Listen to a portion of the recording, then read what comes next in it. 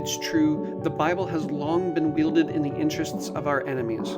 But here at Faith in Capital, we believe the scriptures can serve as a weapon for the people. Hello and welcome. You are listening to another episode of Bible in Red.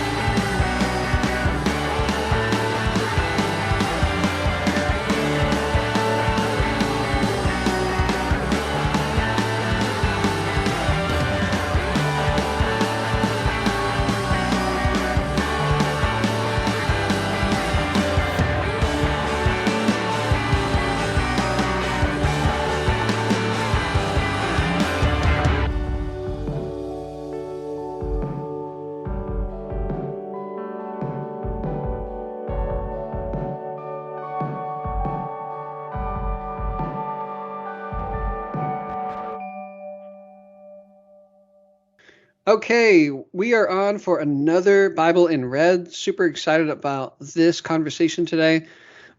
Chris, I had a crazy day at work. Just checking in real quick. You doing okay? Yeah, I'm doing okay. Holy Week's over, so I'm doing great. Yeah, and as a pastor, that is you experience. Unfortunately, you experience Holy Week sometimes a little bit differently, especially as a newbie, right? You're a little newbie. I am a newbie. Yeah, there's a lot of work I did not anticipate. I'll be ready for next year, though. Yeah, right on. Cool. All right, well, today we are talking about revolutionary optimism and hope. And we're going to be reading the resurrection stories. We're actually going to take a little bit from the Gospel of Luke.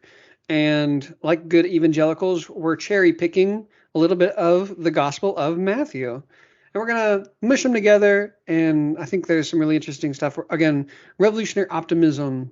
We're going to engage these sensibilities, these tendencies around nihilism or even like an idealist optimism. And I think it'll be fun. So let's go ahead, dive in. We're going to read Luke chapter 24, 1 through 12. And then we're going to read the Gospel of Matthew chapter 28, 16 through 20. Chris, let's get rolling. All right, Luke 24, here we go. But on the first day of the week, at early dawn, they came to the tomb, taking the spices they had prepared. They found the stone rolled away from the tomb, but when they went in, they did not find the body. While they were perplexed about this, suddenly two men in dazzling clothes stood beside them. The women were terrified and bowed their faces to the ground, but the men said to them, "Why do you look for the living among the dead? He is not here, but has risen. Remember how he told you, while he was still in Galilee, that the Son of Man must be handed over to sinners and be crucified, and on the third day rise again." Then they remembered his words, and returning from the tomb, they told all this to the 11 and to all the rest. Now it was Mary Magdalene, Joanna, Mary the mother of James, and the other women with them who told this to the apostles. But these words seemed to them an idle tale, and they did not believe them. But Peter got up and ran to the tomb. Stooping and looking in, he saw the linen cloths by themselves. Then he went home, amazed at what had happened. Here ends the reading. Okay, let's keep it going. Matthew 28, 16 through 20. Now, the 11 disciples went to Galilee, to the mountain to which Jesus had directed them. When they saw him, they worshipped him, but some doubted. And Jesus came and said to them, "All authority in heaven and on earth has been given to me. Go, therefore, and make disciples of all nations, baptizing them in the name of the Father and of the Son and of the Holy Spirit, and teaching them to obey everything that I have commanded you. And remember, I am with you always to the end of the age." Here ends this reading. All right, so let's start with Luke. What do you think, Chris? What sticks out to us in the first part of our story? The first thing we should notice, I think, is that the first preachers of resurrection are the group of women who are not counted among the 12 disciples of Jesus. And they're the first also to believe in the good news of resurrection. And whenever they return to Jesus's closest people, his tightest group of students, those folks cannot hear the news of resurrection through these people. Yeah, there's a lesson for us there. Who bears the truth of resurrection? Who bears the truth of the good news? Who can you hear it from? This is like a basic liberation theology insight that the good news of Jesus often comes from the places where we have been unable or unwilling to look for it. This is no exception to that. What did you see? Well, I think you named something really interesting there, and part of it was you pointing out how the in-group, his group of followers, the apostles, rejected the truth. And so I think for any of us, I mean, we all consider ourselves to be on the in group, right? Whether we're talking religiously or politically, we think of ourselves as being followers of the correct way, as being, practitioners of the correct movement or ideology. And I think that is a great example of the necessity of like self-criticism, this openness to being wrong, to always be open to the unexpected truth coming from places that we may have become blind to because of, say, internal prejudices. Obviously, in this example, we see patriarchy really blinding some of the men from hearing what they needed to hear, learning the truth. But I think we could extend this to other areas as well. And I think there's a lot of other good stuff here we could pull out. I'm struck by this time reading through that this is the account of resurrection in Luke, but it's actually a really disappointing resurrection. There's nothing spectacular about it. And this group of women come to believe, even though they haven't had like an announcement from the heavens necessarily. They haven't seen Jesus, and they haven't, like Thomas and John, been able to put their hands in the wounds, right? They haven't had any of that. They've witnessed him 0 times, yet they come to believe just through this stone rolled away from the tomb and through these strangers who tell them he's not here. Yeah, but it was their it was their experience, right? That's how they came to know this truth. It was through their experience. And of course, our experience isn't always as trustworthy as it's not just because someone says they experienced something doesn't mean they've like directly experienced and understand what they've experienced. We should always be suspicious and critical of even our own understanding and our own interpretation of our experiences. But I do think that, Chris, you and I, we put a lot of emphasis on the necessity of learning through our experience, both, our successes, our failures, coming to higher forms of truth, higher forms of knowledge, especially when it comes to trying to transform the world. Yeah, in fact, that's the Maoist theory of knowledge, right? Yeah. Try, fail. Yeah. Now, I do have a question. Do you think that this Gospel of Luke is dazzling? Because the men's clothes were dazzling, and I just want to know like how many like shiny little beads were on these clothes, because when I grew up, the people in the skit were like wearing like these white robes, but no, they were dazzling. They were bedazzled. I'm thinking like Moana's crab at the bottom of the ocean. Bedazzled. Yeah, that's what I was thinking. That's what I was thinking too. They were bedazzled. I'm picturing it's like full suit jackets and everything, completely bedazzled. That's what I see. Rainbow bedazzling. And the men encountered them, and they were fly. Cool. All right. Anything else here? In that last bit, when they get back to the disciples, and the disciples say, or the message seemed to them an idle tale. I love that line. These words seemed an idle tale. Because talking about resurrection is ridiculous. And it does seem like an idle tale. Whether we mean that in the sense of like a bodily resurrection, which, to be honest, I'm not all that interested in arguing about. But the idea that systems of injustice can be overcome, that the poor will not always be forgotten. These are affirmations of resurrection that also seem like idle tales. They're ridiculous. So that was another thing that stood out to me. Especially after such a massive defeat. In my Good Friday reflection, I remember that was in the Gospel of Mark in particular. All the apostles had abandoned Christ. And so one could assume that the men had abandoned, which means they were not there through most of the interrogating, the torturing, the crucifixion itself, but the women were there. And so the women were there, were faithful, were present through the whole struggle, and then the women were there for the resurrection as well. And so it's interesting to think about how particularly the male apostles who were not present through the torturing and the crucifixion, nor were they there when the women showed up for the body. They see it as an idle tale, right? They're not present. Who knows where they are? Maybe they're off on Twitter, but they're no longer in the movement. They've ran away from the movement. They may still think of themselves as the apostles. They may still think of themselves as people involved in the struggle. But as the story goes, they're nowhere to be found, both in the hardship and after the hardship.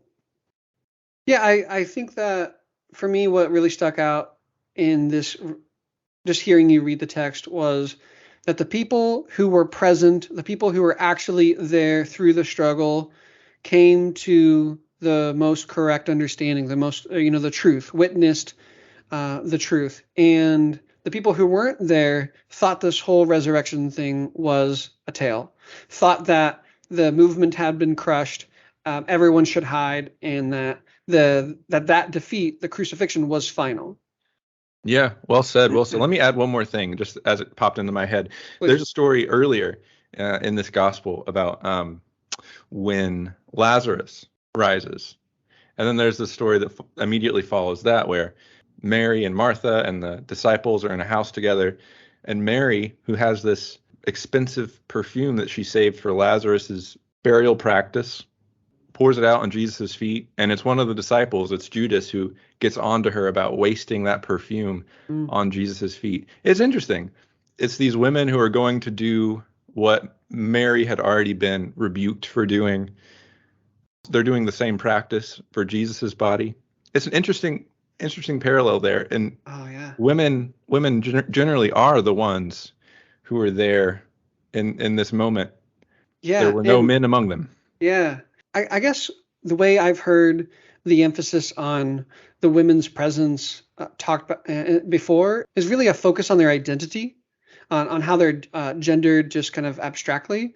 But I think what's really sticking out to me right now in this conversation is that they were actually doing the work, right? They were the women who were doing the work. And I think that's what's the really, really important part, is that it's not just about the women were present and the men were not, but it's actually that the women were doing what everyone was supposed to be doing. They were present, they were working, they were laboring for it. They were in the struggle through the hardship and after the hardship. And that's why they are the ones who are able to witness the resurrection while everyone else thought it was a joke. You ready to jump over to Matthew? Matthew, yeah. The main thing that sticks out to me here is verse 19. Go therefore and make disciples. Make disciples. This really stuck out to me when I was reading it, because I think discipleship making has to mean something for us today.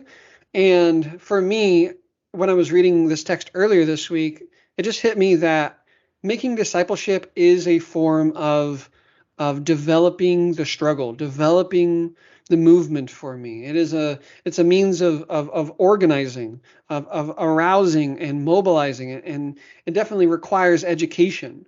But discipleship making is something active, and it's not something that we just have a little Bible study in our small little house church or something, and we call that discipleship.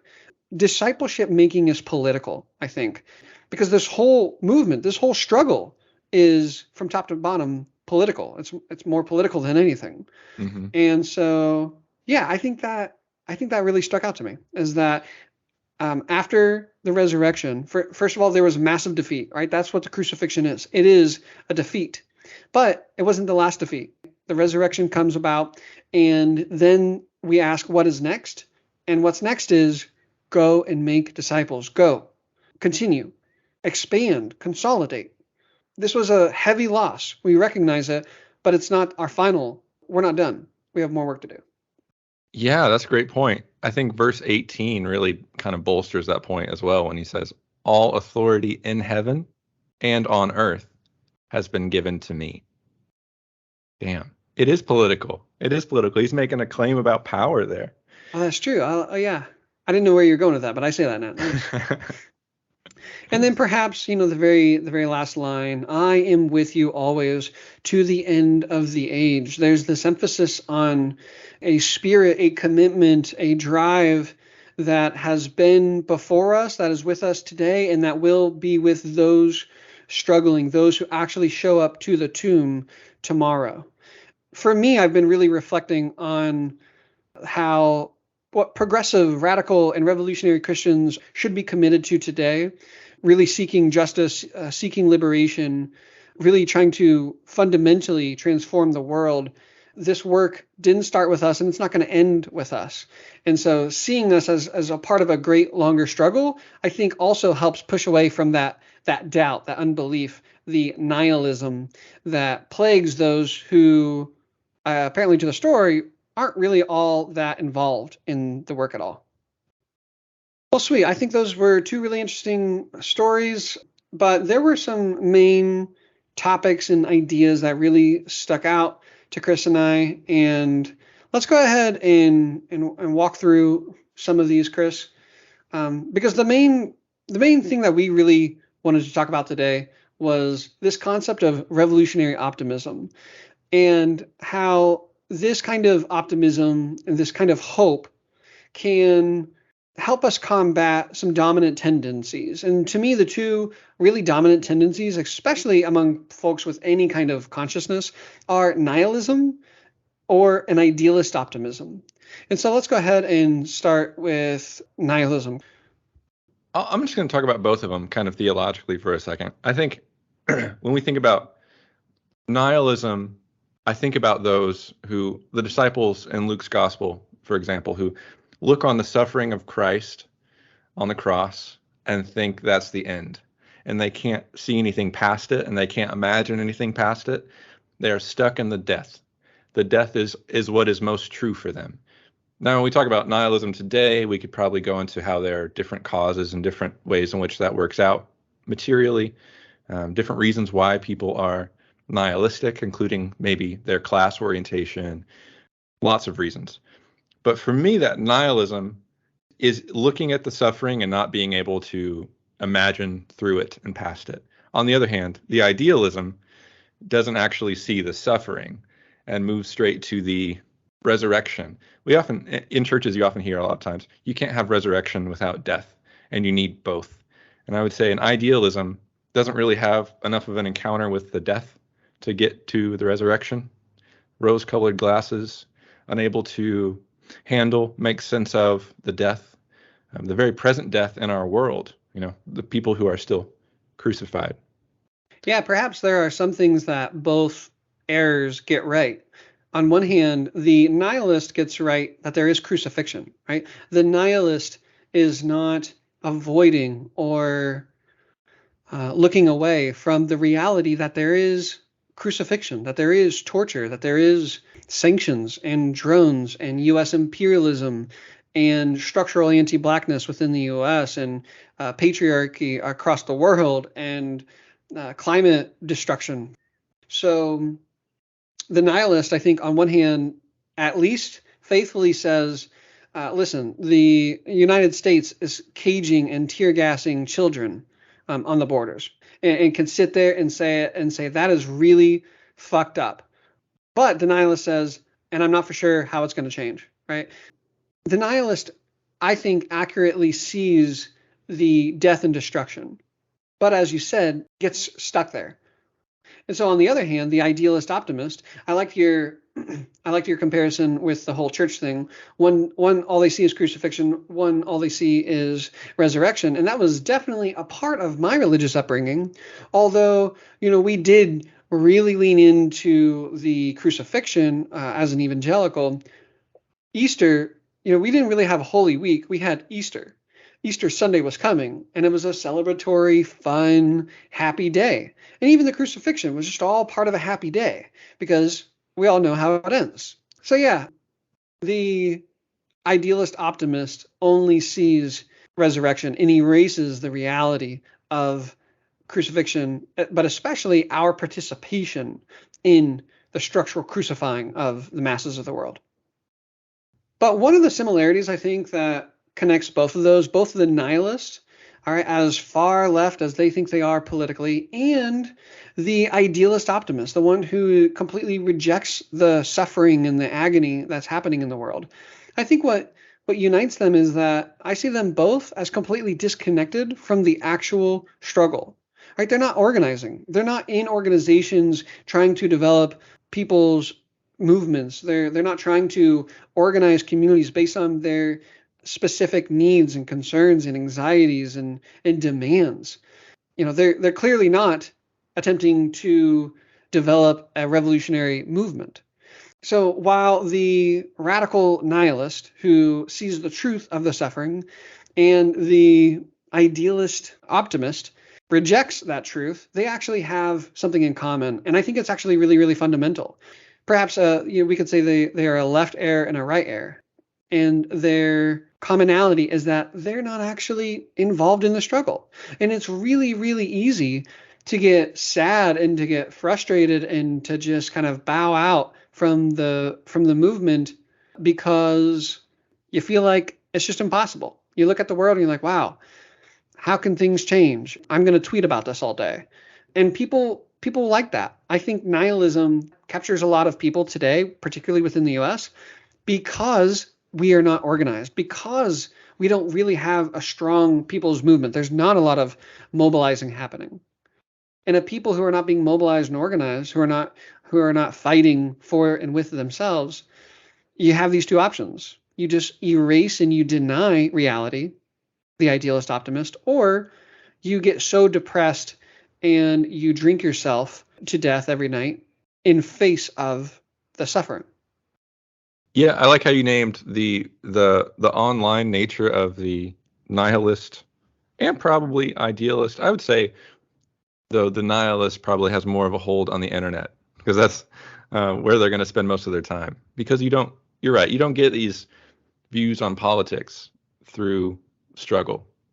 You only get them through trying to think your way individually around the problems of the world. Especially among if we could generalize the left, progressives, radicals, communists, generally the left online is very nihilistic. Mm-hmm. That brings up another interesting thing we could talk about is what makes a person left? Is it what they believe individually, or is it something to do with their practice in the world? That's something Chase and I have been tossing back and forth lately and thinking about on the podcast quite a bit. What makes a person left? Because I used to think it was if you intellectually assented to a certain list of things, similar to how I used to think of Christian faith as well. If you intellectually assented to certain things, you were left. But now I think I'm problematizing that, thinking actually it has more to do with the work you do in the world and the struggle you actually undertake yourself. What do you think of that, Chase? I think you and I would both agree that ideology is really important, right? Analysis is really, really important. But one of the great lacks that you and I have been discussing within the so-called people who, I'm not really worried about like identifying who is left and who's not, right? It's more so who's actually for, revolutionary transformation. But what I hear you pointing out is that there's a lot of folks who might think of themselves as radical, think of themselves as left, think of themselves as revolutionary, and yet they're not actually doing anything. Mm-hmm. They're not actually changing their weekly habits to join an organization, to study within that organization, and to do real mass work. And mass work, I think, is really hard. And actually, before we go into mass work, one of the cool things about this text was the emphasis on discipleship making, as I brought up. And so for me, we might call it discipleship making, call it organizing. I think that's the heart and soul of those who are truly committed to the struggle right now. Because we could read all the books we want. We could have all the general knowledge up in our head, and it mean nothing for the world materially. And that's what matters to us, right? The actual objective material relations and conditions, the real world, not the world, the realm of ideals up in our head, the realm of thoughts and beliefs. We want to put this stuff into practice. And so discipleship making, or organizing, mobilizing, and arousing and educating, I think that's what really distinguishes from people who are revolutionary optimists, people who have great hope for the present and the future because they're actually participating in the work, and those who are nihilists or idealist optimists. Who have a shallow optimism based on nothing, and or have a very nihilistic view of the world that's based on no practice, no experience, no actual participation. Mm-hmm. I really like what you said. I think this criteria of, are you actually trying to do some work? Are you organizing? And you don't have to organize every day. Everyone has different time limits, but we have to reprioritize. We have to recenter organizing above online commentary stuff. We have to recenter organizing above podcasts. We have to recenter organizing above writing a book or starting a blog or getting a blue check Twitter mark or sharing memes, right? Sharing memes, retweeting hot take after hot take. This is not going to develop a really radical, strong leftist movement, or even, of course, a revolutionary struggle. And that's something that I think that we have to really sit in and take seriously if we hope to actually see that resurrection. Because I think the resurrection is possible. I think transformation is possible. I don't think our defeats last year and the year before that and 2 decades before that, or even the defeats that we've faced 10 seconds ago across the world.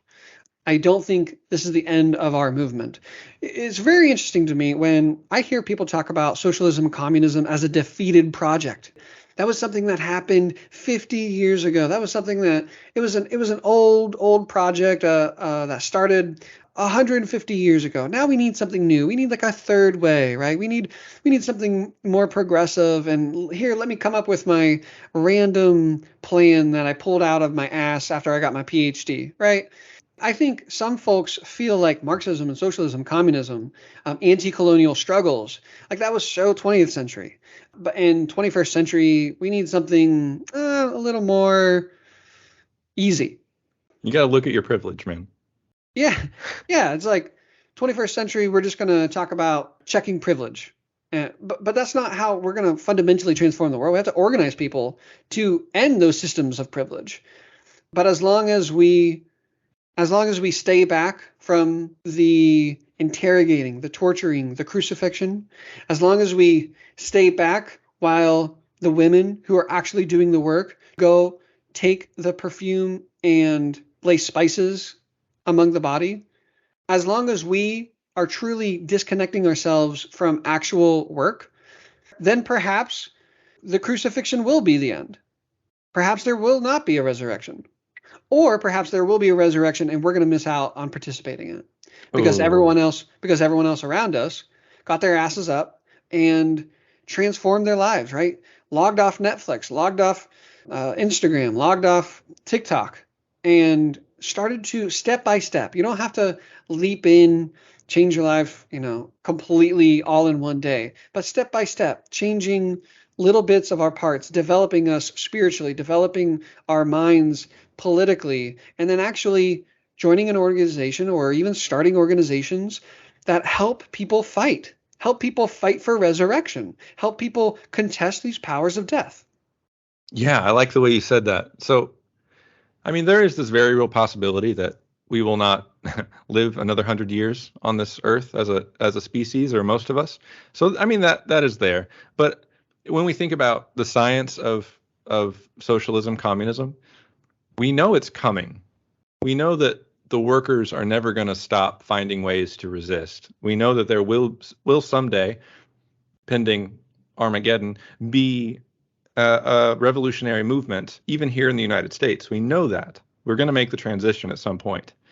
Are we going to be there for it, though? Are you and I going to see it? That's an interesting question that should keep us up at night.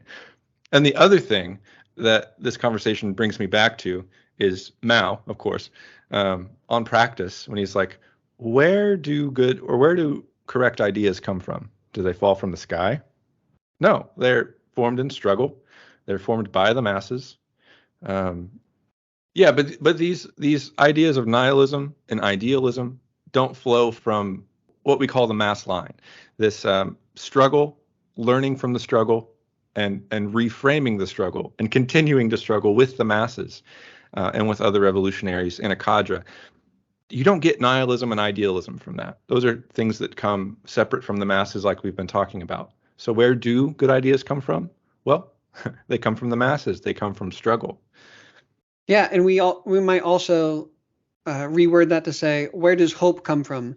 The hope comes from the people actual in the struggle. The hope comes from people on the ground giving their lives to this work, understanding that the work had started before them. It's going to go on now with or without them, and it's going to continue on tomorrow, whether we're at home, sitting in our chairs, or actually in the organization or on the streets, at the workplace, at the protest, at the strike, right, at the meeting, doing the tedious stuff, all of it. The work, the struggle, the rebellion is going to happen. It is happening, okay? It's happening in nations all across the world. And 2 years ago, the U.S. saw a glimpse of an eruption, and that eruption is going to build because the conditions are getting worse. And the question is whether we will channel this spontaneous anger, this frustration, this sick and tired of being sick and tired into a struggle put on a scientific base, a struggle that can actually win and defeat our enemies. Or, again, are we going to sit back, look at how bad the crucifixion is, or are we going to reject the crucifixion altogether and imagine rainbows?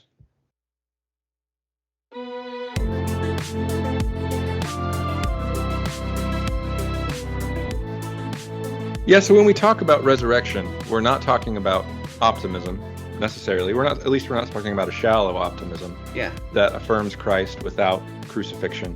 And we're definitely not talking about nihilism that would need no resurrection or would tolerate no resurrection because it's stuck in the pain. But resurrection, we could theologically understand. There are lots of ways to understand it. One way is that God is affirming Jesus in the struggle alongside the people for their liberation.